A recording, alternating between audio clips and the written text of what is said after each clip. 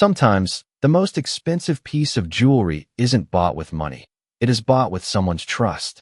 Stay with me, because before this night was over, one quiet pregnant woman would expose a secret so devastating that Manhattan's wealthiest guests would never forget the sound of silence that followed.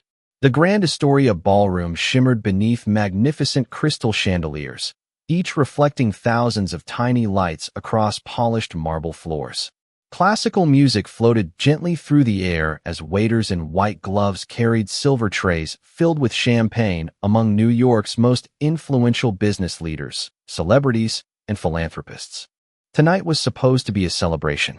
Walker Luxury Jewelers had organized its largest annual charity gala, promising to raise millions of dollars for children's hospitals across the country. Television cameras lined the ballroom. Fashion magazines covered the red carpet. Every major business newspaper had sent reporters. For Ethan Walker, this was more than another successful evening. It was the perfect opportunity to strengthen his reputation as one of America's youngest self-made millionaires. The master of ceremonies stepped onto the illuminated stage. Ladies and gentlemen, thank you for joining us for an unforgettable evening of generosity. Polite applause echoed throughout the ballroom. Our final charity auction item tonight has been personally donated by Mr. Ethan Walker. A spotlight slowly illuminated a crystal display positioned at the center of the stage. Inside rested a breathtaking rose diamond necklace. Its rare pink center diamond glowed softly beneath the lights, surrounded by dozens of flawless white diamonds arranged like delicate flower petals. The audience collectively admired its extraordinary beauty. The auctioneer smiled. This masterpiece is valued at more than $300,000. Another wave of applause followed. Ethan stood gracefully from the front row table, 37 years old, handsome, confident, dressed in a perfectly tailored black tuxedo. His smile reflected years of success and carefully cultivated public admiration. Beside him sat Olivia Hayes, elegant in a silver evening gown. Beautiful, poised, the cameras naturally framed them together. Many guests quietly assumed she was simply a distinguished business associate. Almost no one asked why Ethan's pregnant wife had not yet arrived. Then, the ballroom doors opened. The applause gradually faded. Conversations stopped. One by one, guests turned toward the entrance. Claire Bennett stepped inside, 7 months pregnant. She wore an elegant ivory maternity gown that flowed gracefully around her growing belly. Her long blonde hair rested naturally over her shoulders, and her blue eyes remained remarkably calm despite every camera now pointing toward her. She wore no diamonds, no designer necklace, only a simple gold wedding band. Ethan immediately saw her. The confidence on his face disappeared almost instantly. Claire, his voice barely escaped above a whisper. Olivia followed his gaze. Her smile slowly faded. Claire walked across the marble floor with measured confidence. Every step echoed softly beneath the chandeliers. No tears, no anger, no dramatic gestures, only quiet certainty. The master of ceremonies forced an uneasy smile. Mrs. Walker, we're honored you could join us. Claire nodded politely. I'm sorry for arriving late. Her voice remained gentle. But before tonight continues. She looked directly toward the necklace displayed beneath the spotlight. I think everyone deserves to know where this beautiful piece truly came from. A ripple of confusion swept across the ballroom. Ethan quickly approached her. We don't have to do this here. Claire slowly turned toward him. I think this is exactly where it belongs. Television cameras immediately moved closer. Every giant screen inside the ballroom displayed Claire's face. She reached into her small evening clutch. Carefully, she removed a single folded document. Plain white paper. Nothing more. Yet somehow, it immediately felt heavier than every diamond in the room. Claire unfolded it with steady hands. This necklace, she paused, was never purchased for charity. Silence settled over the ballroom. It was purchased as a gift. Another pause. For my husband's mistress. A collective gasp spread through the audience. Olivia instinctively stepped backward. Ethan reached toward Claire. Please. She calmly stepped away. This payment confirmation shows exactly where the money came from. She lifted the document for everyone to see. Our family's joint account. Claire gently rested one hand over her unborn daughter. 3 days before this purchase, my husband told me we couldn't afford to finish our baby's nursery. The room became perfectly still. I believed him. A single tear appeared in the corner of her eye. I even sold my late mother's wedding ring to buy our daughter's crib. Several guests quietly lowered their heads. Even the photographers stopped shouting directions. Claire carefully folded the receipt once again. She looked directly into Ethan's eyes. I thought tonight was supposed to celebrate generosity. Her voice remained calm. But generosity begins with the people who trust you most. A long silence followed. Then she spoke one final sentence. What none of you knows is that this receipt isn't the reason Ethan Walker is about to lose everything. She held the document close against her heart. It's only the first piece of evidence. Across the ballroom, reporters instinctively reached for their notebooks. The story they thought they were covering had just disappeared. A far more extraordinary one had only begun. 72 hours earlier. Before the whispers. Before the cameras. Before the receipt that would silence an entire ballroom. Claire Bennett still believed her husband was sacrificing everything for their family. Morning sunlight spilled through the floor-to-ceiling windows of their Manhattan penthouse, bathing the unfinished nursery in a warm golden glow. Outside, the city pulsed with endless ambition, but inside the apartment, everything felt strangely peaceful. Claire stood quietly beside the empty corner where their baby's crib was supposed to be. Her hand rested gently beneath her growing belly. 7 months pregnant. Every tiny kick reminded her that another heartbeat depended entirely on her. She smiled softly. I know, sweetheart. We're getting closer. The room was only half finished. Boxes of baby clothes remained unopened. The rocking chair Ethan had promised to assemble still leaned against the wall inside its cardboard packaging. The curtains she had chosen months ago had never been installed. Not because she demanded luxury. Because Ethan kept asking her to wait. The company is going through a difficult quarter. We have to be careful. Just a little longer. Claire never argued. She quietly canceled her prenatal yoga membership. She stopped shopping for maternity clothes. She compared grocery prices before putting anything into the cart. When her friends offered to throw her a baby shower, she politely declined. Ethan has enough pressure already. I don't want him worrying about another expense. Supporting him had always felt natural. Marriage, to Claire, meant carrying the weight together. Her phone vibrated softly across the kitchen counter.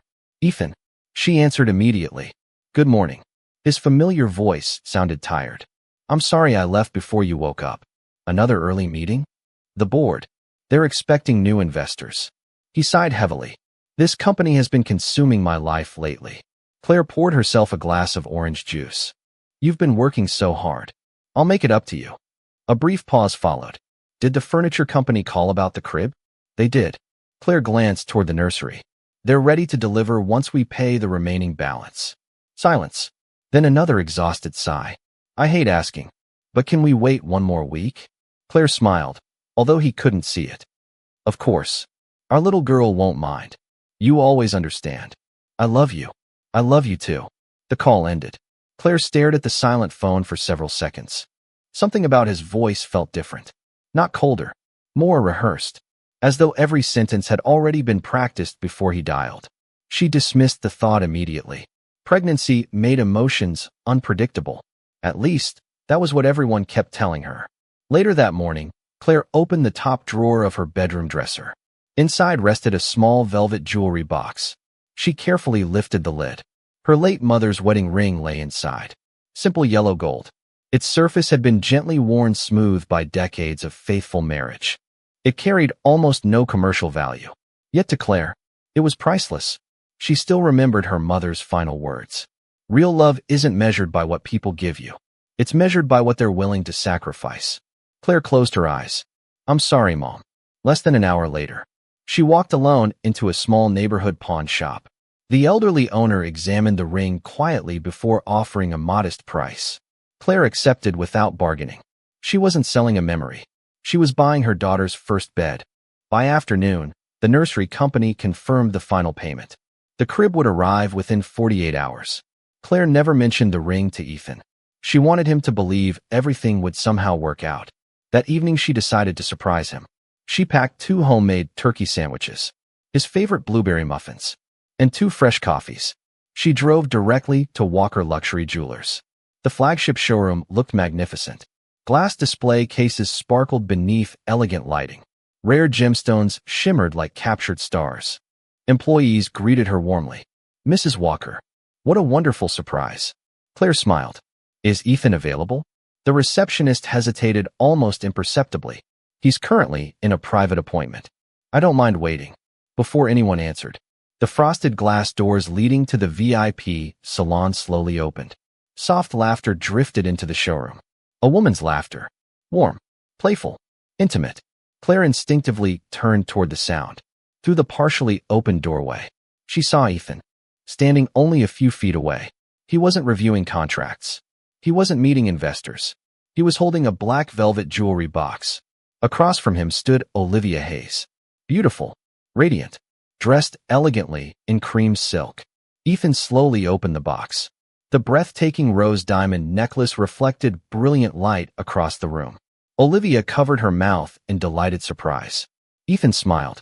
The same smile Claire had fallen in love with years earlier. He stepped closer, carefully lifted the necklace, and gently fastened it around Olivia's neck. Their eyes met. Olivia's smile widened. Without hesitation, she wrapped her arms around him, then softly kissed him. Claire's fingers loosened. One paper coffee cup slipped from her hands. It struck the polished marble floor. The plastic lid burst free. Dark coffee spread silently across the white stone like ink staining untouched paper. Neither Ethan nor Olivia turned around. For the first time since saying, "I do," Claire realized she had been standing alone in her marriage for much longer than she had ever imagined. Claire did not cry, not in the showroom, not in the elevator, not during the drive home through Manhattan's crowded evening streets. The tears refused to come. Instead, a strange calm settled over her. The kind of silence that arrives only after something precious has already been broken. Rain began tapping softly against the windshield as she parked beneath their apartment building.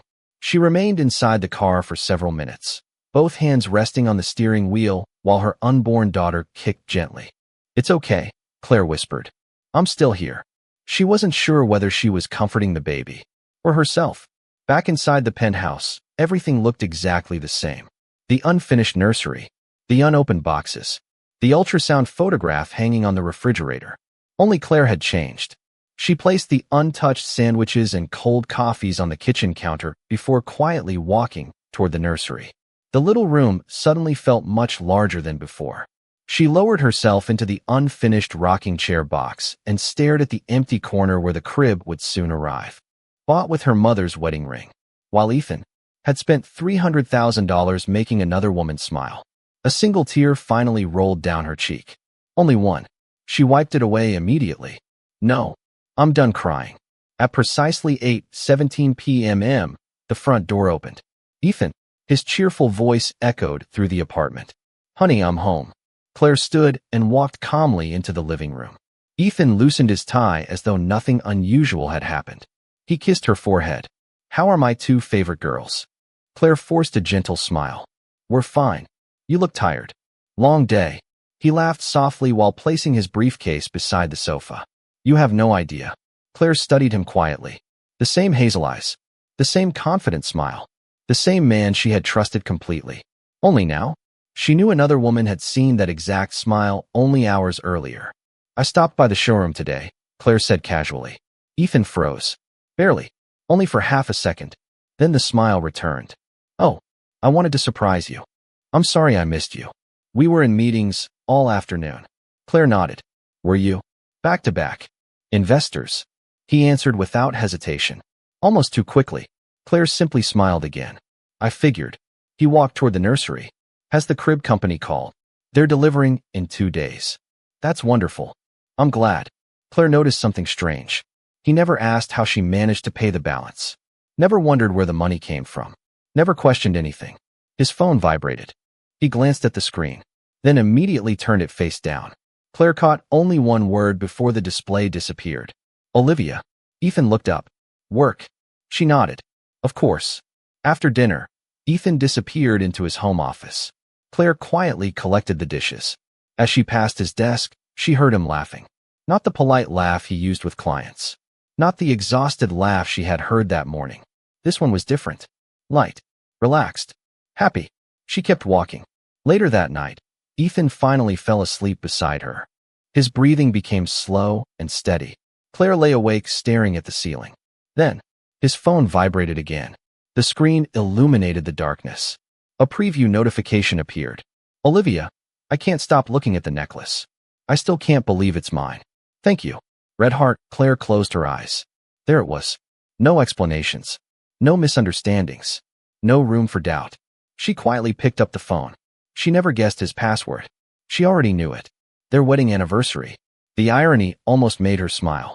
The messages stretched back for months. Dinner reservations. Private flights. Luxury hotels. Photographs. Compliments. Promises. Then she found something unexpected. A photograph of the rose diamond necklace. Attached beneath it. A payment confirmation. Walker Luxury Jewelers Accounting Department. Amount. $312,480. Payment source. Walker Family Joint Investment Account. Claire's heartbeat slowed instead of racing. She opened the attached PDF. Every payment carried internal approval numbers. Corporate accounting references. Vendor authorization codes. She wasn't an accountant. But one detail immediately stood out. The approving signature wasn't Ethan's. It belonged to someone identified only by initials. LM. Another attachment appeared below. A spreadsheet. 5 similar purchases. Different dates. Different luxury items. Different recipients. Yet all funded through accounts connected to Ethan's business empire. Claire carefully forwarded every file to a new email address she created within seconds. Then she deleted the forwarding confirmation. She returned the phone exactly where she had found it. Ethan never moved. She walked quietly into the kitchen, opened her laptop, created a folder. Its name contained only 2 words. Baby Future. Every document, every screenshot, every invoice, every message. She organized them carefully, not as an angry wife, as someone preserving evidence. Outside, thunder rolled across Manhattan. Claire looked through the rain-covered windows toward thousands of glowing office lights. Somewhere inside one of those buildings, someone had approved these payments. Someone else knew. Someone had helped hide the truth.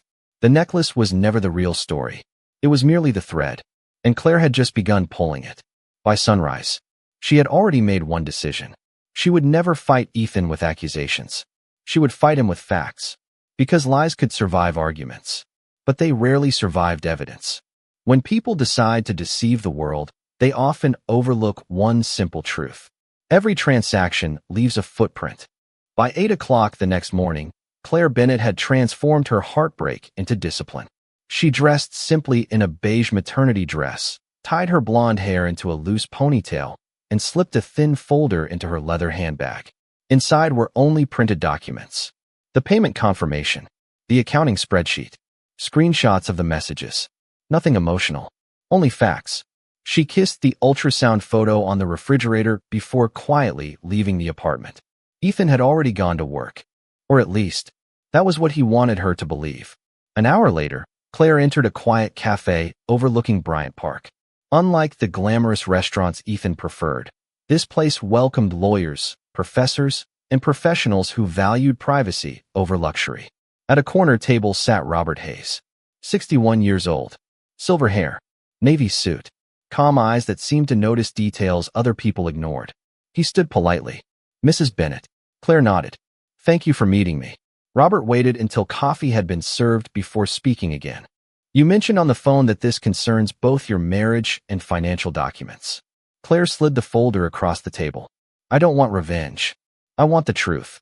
Robert opened the folder without saying another word. For nearly 10 minutes, he read silently. Every invoice, every approval code, every transfer. When he finally looked up, his expression had changed. Who else has seen these? No one. Good. He carefully closed the folder. Because these papers tell a much larger story than an affair. Claire remained still. I don't understand. Robert tapped one page gently. Luxury purchases aren't unusual. But this, he pointed toward the authorization codes, suggests someone inside the company approved these payments through corporate channels. I thought Ethan signed everything. He usually would. But these approvals belong to someone else. Claire remembered the initials. LM. Robert slowly nodded. I know exactly who that is. He reached into his briefcase, removed a business card. Laura Mitchell, forensic accountant, corporate fraud specialist. If anyone can explain these transactions, it's Laura. That afternoon, Claire visited Laura's office on the 32nd floor of a glass tower overlooking the Hudson River. The room contained almost no decorations, only books, financial reports, computer monitors displaying endless columns of numbers. Laura Mitchell greeted Claire warmly. She was in her early 40s, composed and remarkably direct. Robert had already forwarded the documents. Laura studied them while Claire waited. Several minutes passed. Then Laura enlarged one spreadsheet across 3 monitors. Interesting. What is it? Laura pointed towards several vendor codes. These jewelry purchases were processed through different suppliers. Claire frowned. But they all came from Ethan's company. That's what they wanted everyone to believe. Laura highlighted another column. Look here. Every payment traveled through a consulting company before reaching the jewelry division. Another click. A second company appeared. Then a third. Then another. Claire watched lines connect across the screen like an invisible web. How many companies are these? Laura answered quietly. At least 7. Claire stared at the display. I've never heard of any of them. You weren't supposed to. Laura leaned back. This isn't just hiding gifts from a wife. This structure exists to hide money. The room suddenly felt colder. Claire slowly lowered one hand onto her baby bump. So, the necklace wasn't the beginning. Laura shook her head. No, it was simply the mistake. Claire looked toward the windows overlooking Manhattan. Thousands of offices stretched across the skyline. Somewhere inside those buildings, someone had helped build this hidden financial maze. Laura opened another document. This signature. She enlarged the initials again. LM. Claire looked confused. I thought those were yours. Laura smiled faintly. They aren't. My initials match. But that's not my handwriting. She paused. Someone intentionally wanted people to think they belonged to me. Claire felt another piece of the puzzle move into place. If they're pretending to be you, then whoever signed these understood the accounting system. Laura nodded. Exactly. She picked up her phone. There is one person who might recognize this signature immediately. Who? Laura hesitated. A man named Daniel Foster, the former chief financial officer of Walker Luxury Jewelers. Claire remembered hearing Ethan mention him years ago. He retired. Laura slowly shook her head. No, he resigned. Very suddenly. Right after questioning several internal transactions. Claire's heartbeat became steady once again. Another coincidence. Or another clue. Laura looked directly into Claire's eyes. If Daniel agrees to speak, you may finally discover why your husband's affair is only the surface of this story. Claire quietly closed the folder. When she had walked into the cafe that morning, she believed she was trying to save herself. Now she understood something much larger. She wasn't uncovering one betrayal. She was following an entire trail of carefully hidden decisions. As she stepped outside the office building, the late afternoon sun reflected from hundreds of glass skyscrapers. The city looked exactly as it always had. Busy, beautiful, powerful. Yet Claire could no longer see buildings. She saw masks. Behind polished offices. Behind smiling executives. Behind luxury brands. People buried secrets beneath paperwork every single day.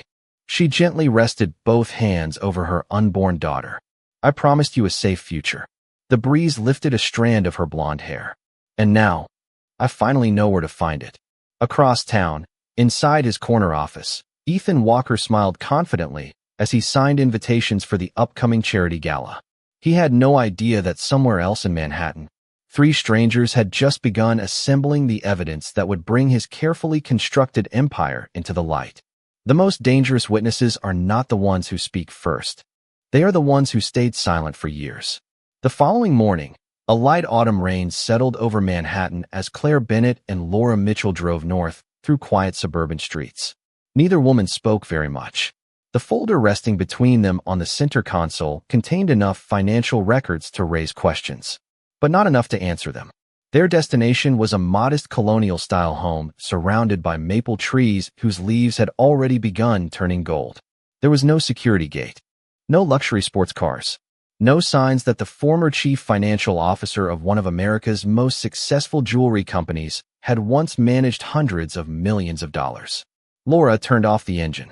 He almost never agrees to meetings. Claire looked toward the front porch. What changed? Laura answered honestly. I told him your husband purchased another necklace. Claire frowned. Why would that matter? Laura looked at the folder. Because Daniel warned everyone about jewelry purchases years ago. Before Claire could ask another question, the front door slowly opened. Daniel Foster stepped outside.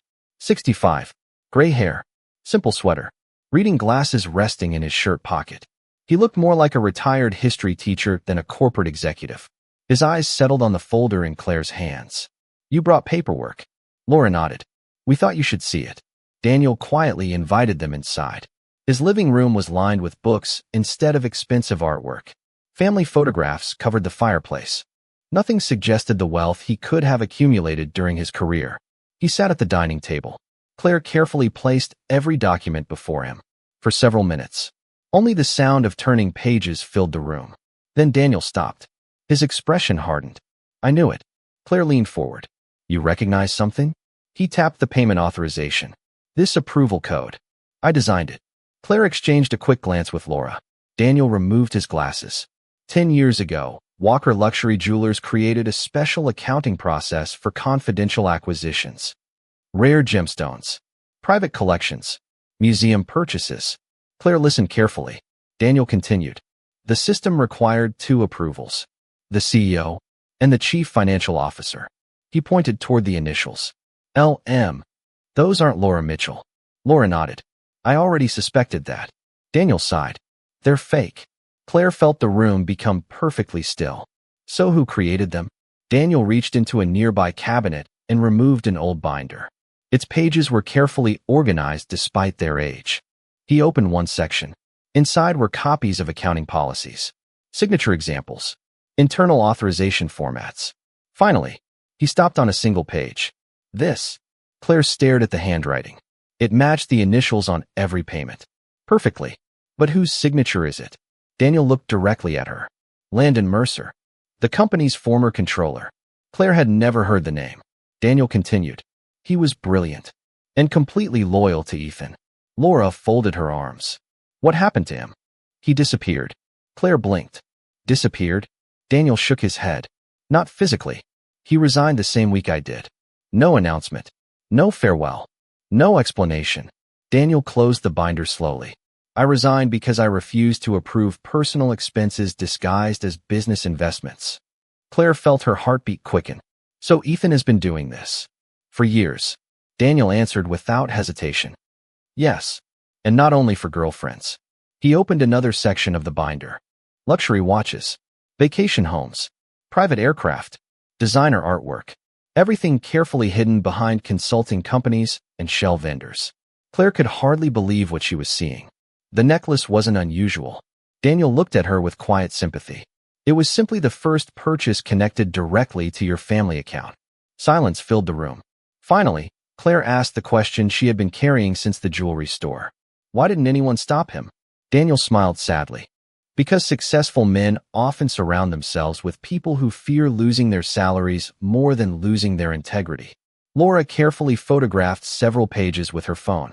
Daniel watched her. You'll need certified copies. I'll provide them. Claire looked at him. Why help me now? The old accountant turned toward a framed photograph sitting beside the fireplace. A young woman, smiling, holding a graduation diploma. My daughter. He spoke softly. She once worked for Walker Luxury Jewelers. Claire waited. When I resigned, she resigned too. She refused to stay in a company that rewarded dishonesty. Daniel smiled faintly. She told me something I'll never forget. Truth is expensive, but living without it costs more. The room remained silent. Claire lowered her eyes. She gently rested one hand over her unborn daughter. I want my little girl to grow up believing that. Daniel carefully gathered several original documents and placed them inside a large envelope. Then you'll need these. Claire hesitated. These could hurt Ethan. Daniel slowly shook his head. No, they won't. They'll reveal what Ethan has already done to himself. As Claire accepted the envelope, her phone vibrated. A new email had arrived.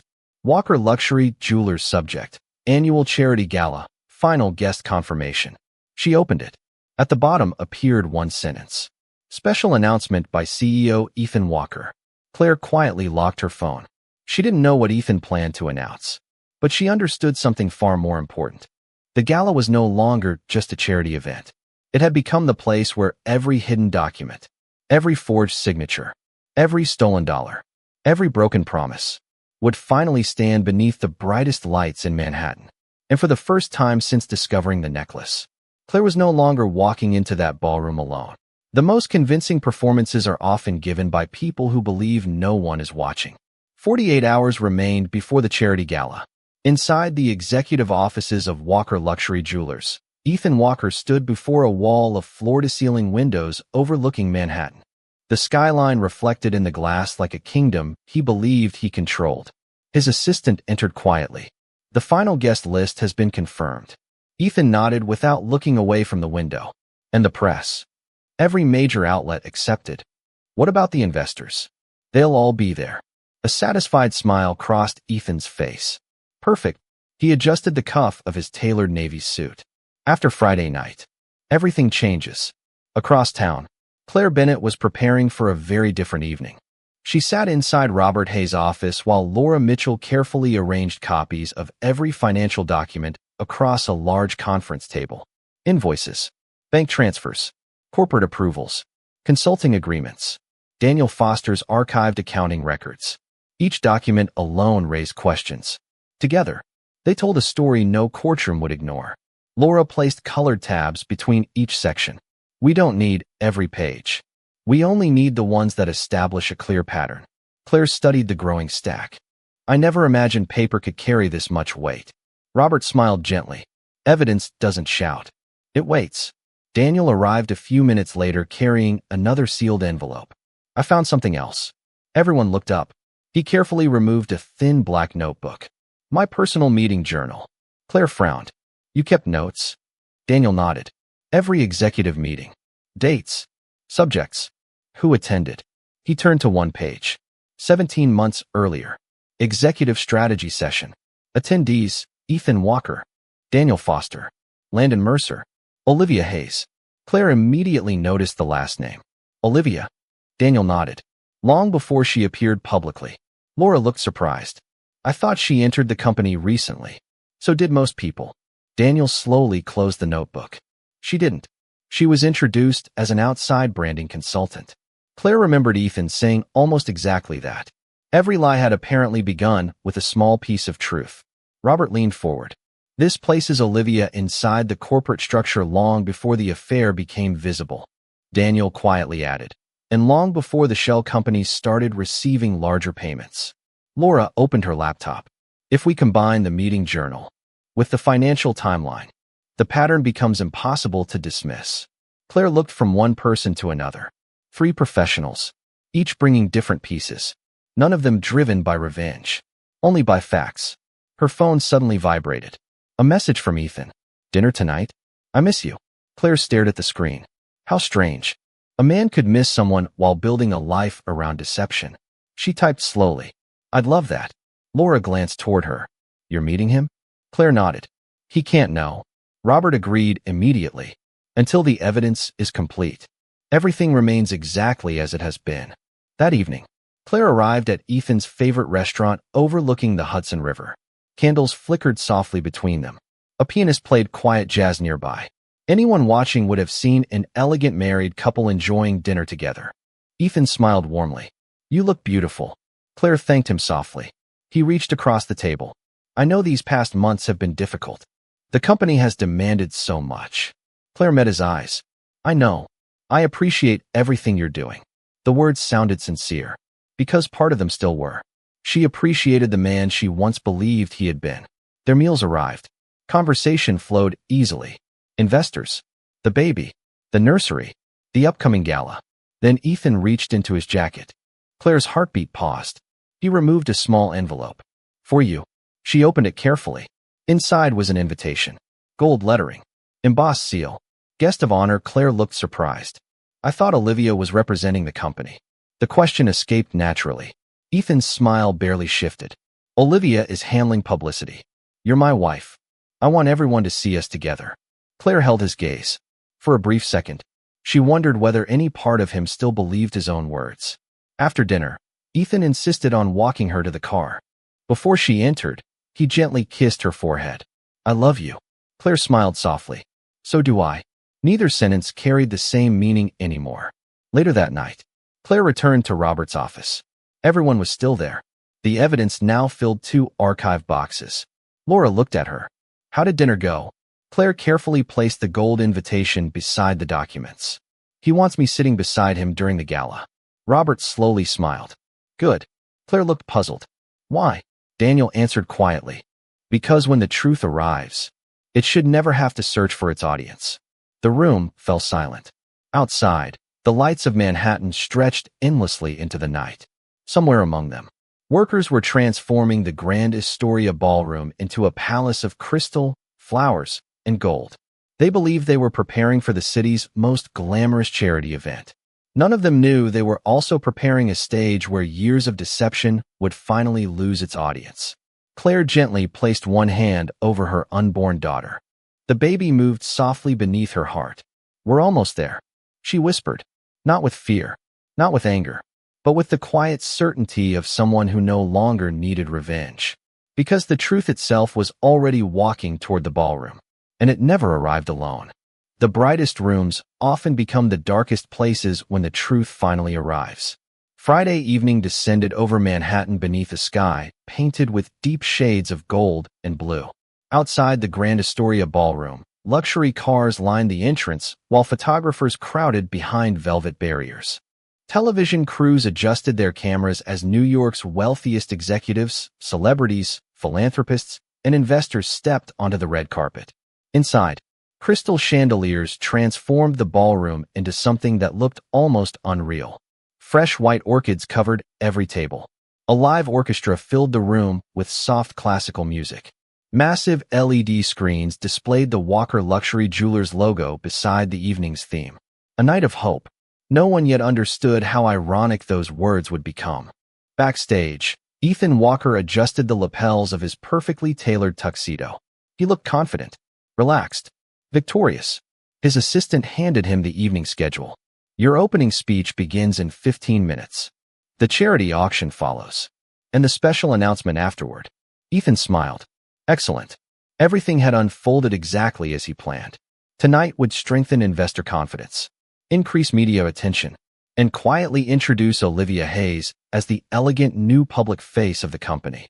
Across the backstage corridor, Olivia stood before a full-length mirror. She wore a breathtaking silver evening gown.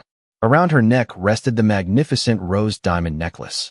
It reflected hundreds of tiny lights every time she moved. She admired it one last time. It really is beautiful. Ethan stepped beside her. It belongs on someone unforgettable. Olivia smiled warmly. So does the future.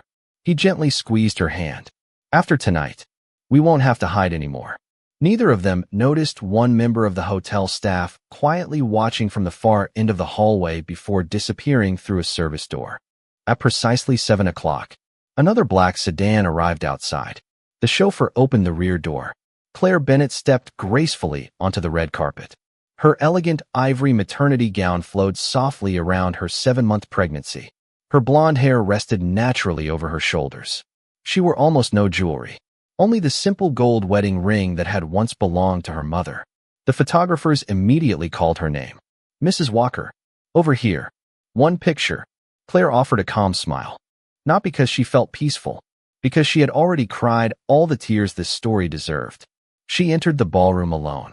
Robert Hayes quietly greeted her near the entrance. You look ready. Claire answered softly. I finally am. Laura Mitchell stood nearby carrying a slim leather portfolio. Daniel Foster arrived moments later. The three exchanged brief nods. Nothing more. No one embraced. No one whispered dramatically. Professionals preparing to reveal the truth had no need for speeches. Each already understood their role. Claire looked toward the enormous stage. Is everything in place? Laura answered. Every document. Daniel added quietly. And every original record. Robert adjusted his glasses. If Ethan follows tonight's schedule, he'll expose himself before anyone else needs to. Claire looked puzzled. What do you mean? Robert smiled faintly. Arrogance often provides its own evidence. Across the ballroom, Ethan finally noticed Claire. For a fraction of a second, his confident expression faltered. Then he walked toward her with practiced warmth. You came. Claire smiled gently. You invited me. He kissed her cheek. You look beautiful. So do you. The exchange sounded perfectly normal. Several photographers eagerly captured the moment. The image would appear on tomorrow's front pages. No one viewing the photograph would suspect that both smiles concealed completely different futures. A waiter approached carrying champagne. Claire accepted sparkling water instead. Our daughter is celebrating with us. She rested one hand over her belly. The baby kicked gently. Ethan smiled. I'm glad she's here. Claire quietly answered. So am I. Because tonight, her daughter would someday know her mother had chosen dignity over anger. The orchestra slowly quieted. The ballroom lights dimmed. A spotlight illuminated the center stage. The master of ceremonies stepped forward. Ladies and gentlemen, welcome to Walker Luxury Jewelers' annual charity gala. Warm applause filled the room. Our founder and chief executive officer, Mr. Ethan Walker. The applause grew louder. Ethan confidently walked onto the stage. The giant LED screens displayed photographs celebrating his years of business success. Awards, magazine covers, charitable donations, luxury collections. He smiled toward the audience. Good evening. Tonight is about generosity, family, and trust. Claire slowly lowered her eyes. Trust. Such a beautiful word. Such a fragile one. Ethan continued his speech flawlessly. Every sentence polished. Every gesture rehearsed. He thanked investors, employees, business partners. Finally, he reached the moment he had anticipated for months. I'd also like to recognize someone who has become an invaluable part of our company's future. He extended one arm toward the side of the stage. Ladies and gentlemen, Miss Olivia Hayes. The audience applauded politely. Olivia walked gracefully beneath the spotlight. The rose diamond necklace sparkled brilliantly against her silver gown. Television cameras immediately focused on her. Claire watched in complete silence. No jealousy, no trembling, no anger, only certainty. Because hidden inside Laura's leather portfolio, inside Daniel's archive box, inside Robert's carefully prepared legal folder, were enough facts to extinguish every spotlight currently shining on that stage. And before the evening reached its final applause, the brightest celebration of Ethan Walker's career would become the first public chapter of his downfall. There comes a moment when a lie stops protecting the liar. It begins protecting the truth. The applause echoed through the Grand Astoria ballroom as Olivia Hayes joined Ethan Walker beneath the spotlight. Camera flashes burst across the room. The enormous screens projected their smiling faces for every guest to see. Investors applauded politely. Journalists took notes. Social media influencers hurried to capture the perfect photograph. Everything appeared flawless, exactly as Ethan had imagined. He extended one hand toward Olivia. Over the past year, our company has grown because extraordinary people have believed in our vision. Olivia smiled gracefully.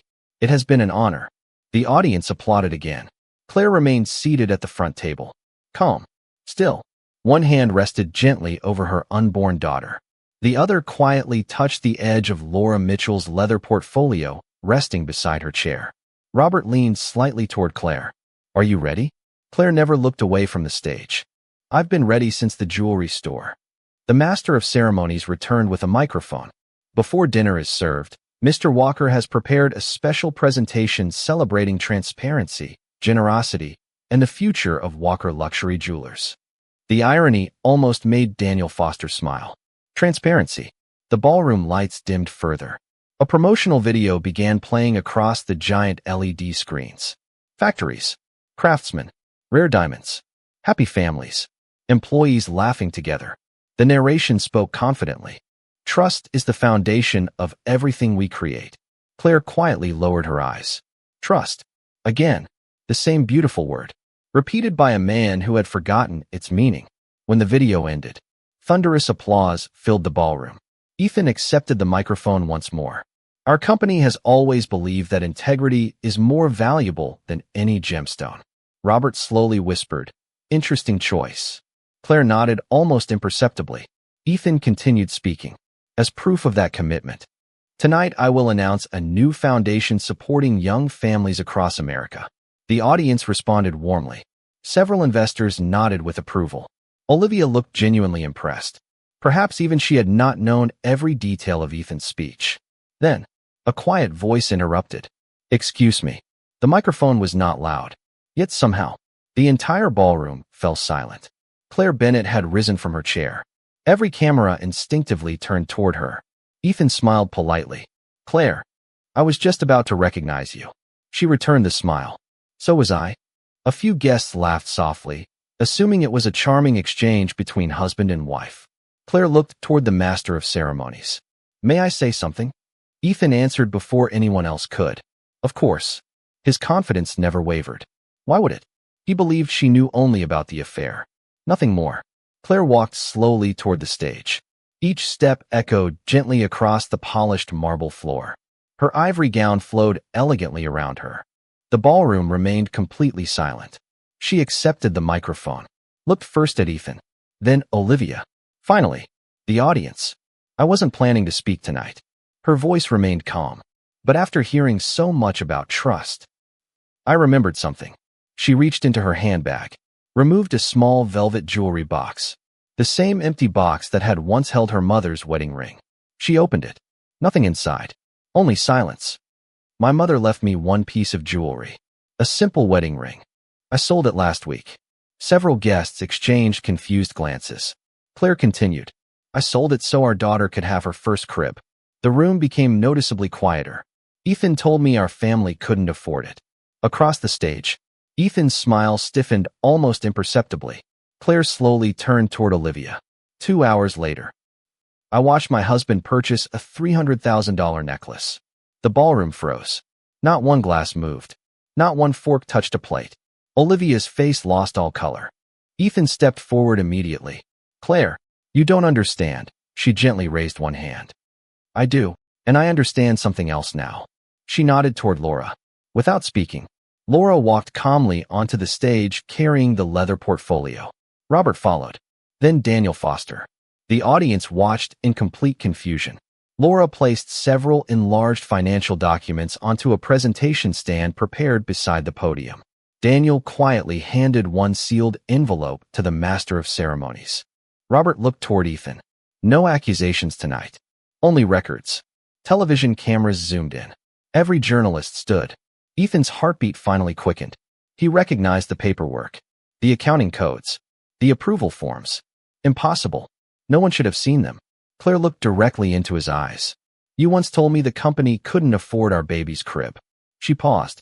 "So tonight, let everyone decide what your company could actually afford." Laura opened the portfolio. The first payment authorization appeared.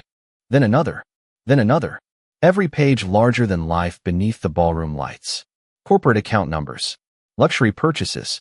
Forged authorization initials. Dates. Amounts. Vendor approvals. The audience gasped quietly. No dramatic shouting. No theatrical confrontation. Only documents. Page after page. Fact after fact. The orchestra had stopped playing. Even the photographers forgot to lower their cameras. Because sometimes, silence becomes the loudest sound in the room. And Ethan Walker had just realized that every lie he had carefully buried beneath polished speeches was now standing beside him under the brightest spotlight in Manhattan. Justice rarely arrives with raised voices.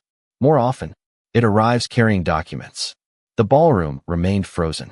Every pair of eyes shifted between the illuminated financial records and Ethan Walker's face. The confidence that had defined him all evening slowly disappeared. For the first time, he looked uncertain. One television reporter quietly whispered to her cameraman, "Keep recording." No one dared interrupt. Laura Mitchell calmly projected another document onto the massive LED screens. Then another. Corporate transfers. Shell companies. Forged approval initials. Accounting timelines. Daniel Foster stepped beside the presentation. His voice was steady. "I served as chief financial officer of Walker Luxury Jewelers for 14 years. The audience immediately recognized him. Several longtime investors exchanged surprised glances. "I resigned because I refused to approve transactions exactly like these." He pointed toward the authorization codes. "These signatures were forged. They were never authorized through our official financial controls." Murmurs spread across the ballroom.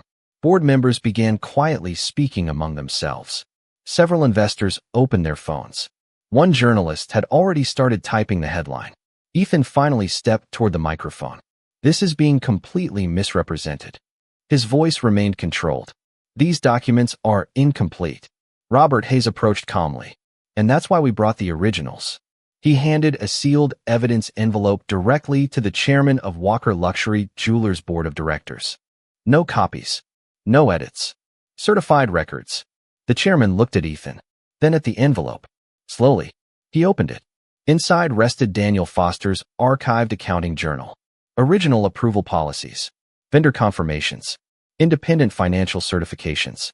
The chairman quietly turned several pages. His expression changed almost immediately. He looked toward Ethan. Did you authorize these transactions? Silence. Just a few seconds. Yet they felt endless. Finally, Ethan answered. They were temporary accounting decisions. Laura gently corrected him. They were personal purchases, paid through corporate structures. Another silence followed. Longer this time. Olivia looked from Ethan to the documents, then back again. Her voice barely rose above a whisper. Ethan, you told me they were bonuses. He closed his eyes briefly. He offered no answer. That silence became her answer. Without another word, Olivia slowly reached toward her neck. She unclasped the rose diamond necklace, the same necklace that had started everything. She placed it carefully on the podium beside the evidence. No anger, no dramatic gesture, only quiet disappointment. I don't want it. She stepped away from the stage. No one stopped her.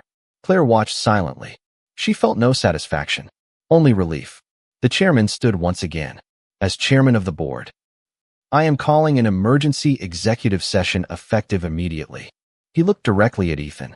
You are relieved of all operational authority pending an independent investigation. Security personnel approached. Not aggressively. Professionally. Ethan stared across the ballroom. At the investors who avoided his eyes. At the employees who no longer applauded. At the reporters documenting every second. Finally, his eyes settled on Claire. For a moment, neither of them spoke. Then Ethan quietly asked, when did you stop believing me? Claire answered with complete honesty. The day I realized you expected me to stop believing myself. Those words remained suspended between them. No one interrupted, because everyone understood. This had never been about a necklace, nor only about another woman. It had always been about choices. The choices people make, long before consequences arrive. Several months later, spring sunlight poured through the nursery windows of a peaceful home overlooking the Hudson River. A white crib stood beside the rocking chair, the one Claire had once believed she could never afford. Inside, a baby girl slept peacefully beneath a soft knitted blanket. Claire gently rocked the chair while reading a children's book aloud. Every few moments, she looked toward the crib, still amazed that peace could return so quietly. A framed newspaper rested on a nearby shelf. Its headline read, Walker Luxury Jewelers announces new leadership following internal financial investigation. Claire never displayed it because of victory. She kept it as a reminder. Truth often works slowly, but it works. Robert Hayes visited occasionally. Laura Mitchell now served as an independent financial advisor for the reorganized company.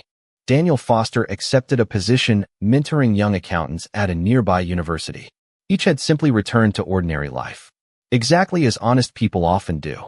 Claire looked down at her daughter. Tiny fingers wrapped gently around her mother's hand. You'll hear many stories about success. She smiled softly. But I hope you remember only one. Character is worth more than anything money can buy. Outside, the afternoon breeze carried the sound of children laughing somewhere beyond the garden. Claire closed the book. The baby opened her eyes. Bright, curious, safe. Claire smiled. Not because justice had destroyed someone, but because truth had protected someone. Sometimes a man loses an empire chasing what shines, while a woman builds an entire future by refusing to let go of what matters. And in the quiet nursery where a little girl peacefully drifted back to sleep, the only inheritance that truly remained was dignity.